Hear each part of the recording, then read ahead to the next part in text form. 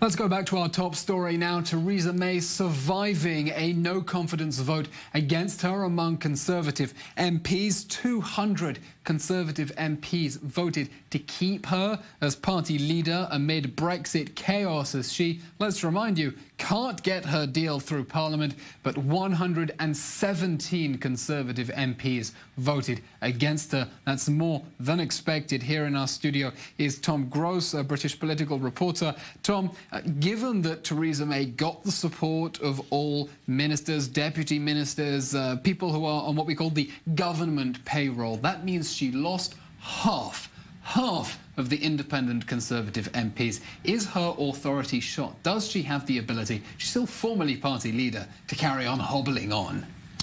Well, she does have the authority, and she will, because she won this vote. And indeed, according to Conservative Party rules, they cannot now hold... Formally, but politically, can she really command the confidence of a party that is so fractured?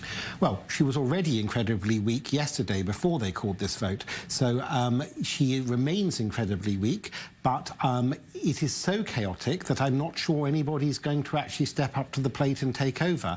The problem is, really, it starts from the beginning. She is not a supporter of Brexit. She voted Remain. And it was quite surprising that the Conservative Party, having their leader, David Cameron, resign because he'd been a Remainer, then chose as their leader, Theresa May, who from the beginning didn't have her heart in Brexit and sees the whole process as one of damage limitation to avoid the worst possible Brexit. She's not an enthusiastic leaver from the European Union. So she can hang on, but the chaos will continue, and I suspect it will continue for months, if not years. And there are those who put all the blame on Theresa May, but I'm not sure that is the case. I think from the beginning, the Brexit project had some internal flaws and problems with it that are incredibly difficult to resolve. There may not be any satisfactory resolution that satisfies everybody. Well, possibly she's not quite able to get that deal through Parliament. But look, Tom, 117 is a very big number of MPs saying they have no confidence in the Prime Minister. And British people will remember the precedent of Tony Blair, who announced back in 2006 that he wouldn't fight another election, and his leadership was over almost as soon as he said that. And now we have Theresa May in that committee room, according to MPs, conflicting reports on what exactly she said, but promising that she would step down before the next election to just get over the finishing line before Brexit. But that promise that she's not going to fight another election means even if she's won that no confidence vote, the knives are out. No, the knives are definitely out for her, but they were before. Unlike Tony Blair, she never had great support, and she certainly hasn't for months or a year or so now. So the knives are out for her, but the knives were out for her before too. And I don't think that anyone seriously contemplates that it's likely that she will stay to fight an election in 2 years from now, or 2.5 years, more than 2022, more than 2 years from now.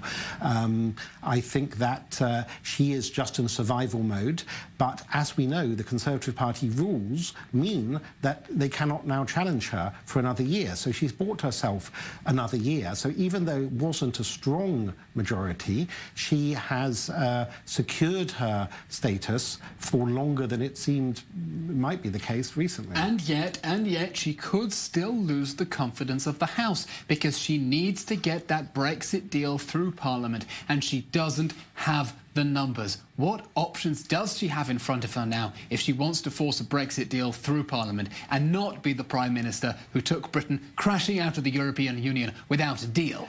I don't think she'll take Britain crashing out. I think if she can't get her vote through Parliament, she will somehow find a formula to hold a second referendum or to postpone She has been pretty clear she doesn't want a second referendum. She said, in fact, it would be, I think I'm quoting her correctly, a gross betrayal of the will of the British people. Well, she's a politician, and she won't be the first politician to go back on her strong words. So, you know, like many politicians, it's about power, it's about survival for her personally. So if she thinks the best method for her to survive and stay on in power longer is now to go back on what she said before and contemplate the holding of a second referendum, I believe she will contemplate that, whatever she might have said to date. Tom, And people contemplated Brexit. They were thinking that Britain was going to become a large global trading power, cashing in on that diplomatic and cultural cachet that Britain has. But looking at the political crisis in Britain right now, the fact it seems to be moving towards a path that most analysts believe is going to make Britain poorer, could inflict serious short-term instability. People looking at Britain in awe of what the British people are willing to do to reclaim their independence, or has Britain become a global laughingstock? Well, I fear it's more of a laughingstock than a world leader. Look, Britain is still a very important power. It's one of the 5 permanent members of the UN Security Council. It's a nuclear power. It has one of the biggest armed forces in the world. It still has the Commonwealth. However, it is a declining power.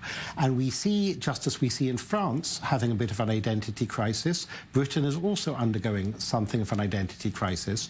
Within the lifetime of some of the older members of Parliament, Britain ruled 1/3 or even more than 1/3 of the world. Today, it not only is going to possibly crash out of Europe or go out of Europe with a very bad deal, but the Scots who voted against Brexit are very unhappy. They may decide to hold another independence referendum, leave the United Kingdom and rejoin Europe as an independent Scotland.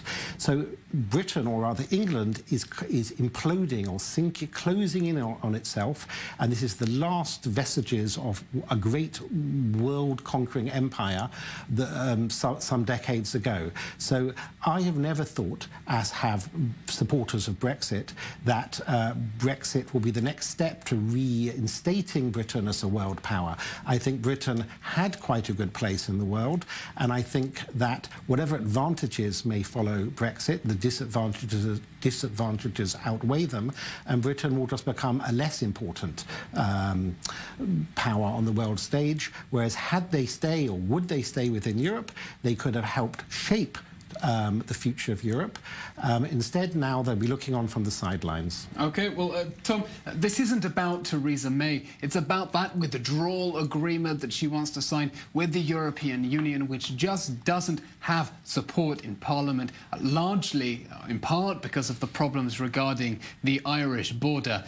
Does this leadership vote, this confidence vote in Theresa May, raise the prospects of Britain crashing out without a deal? Because when she can't force it through Parliament and says, right, we're going for a no-deal Brexit, as she's threatened, then it's too late for the moderate Conservative MPs who voted for her to push her aside.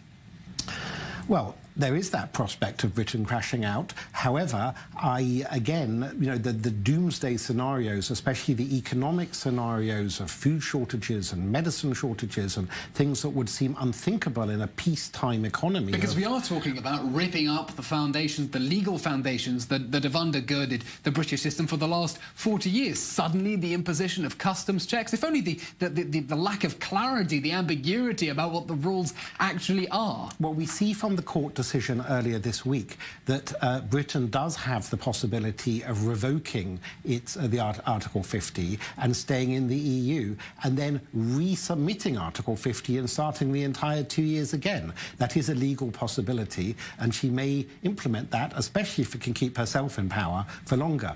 I cannot see her or any responsible Prime Minister crashing out of Europe with no deal.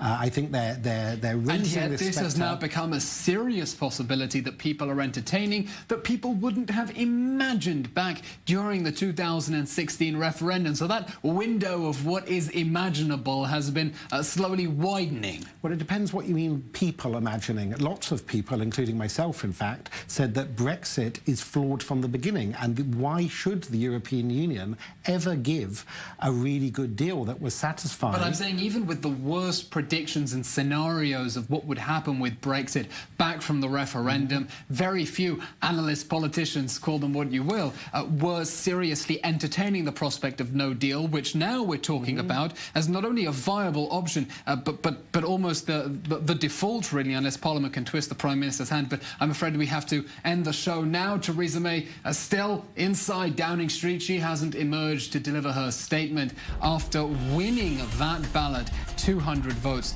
to to 117. Certainly a blow to her authority, but she lives to fight another day. We will not be broadcasting that statement. We don't know when Theresa May is going to go out of Downing Street. So from all of us here at I24 News, what a remarkable day in British politics. Do continue the conversation with us online, on Facebook and on Twitter. It's a good night from Tel Aviv.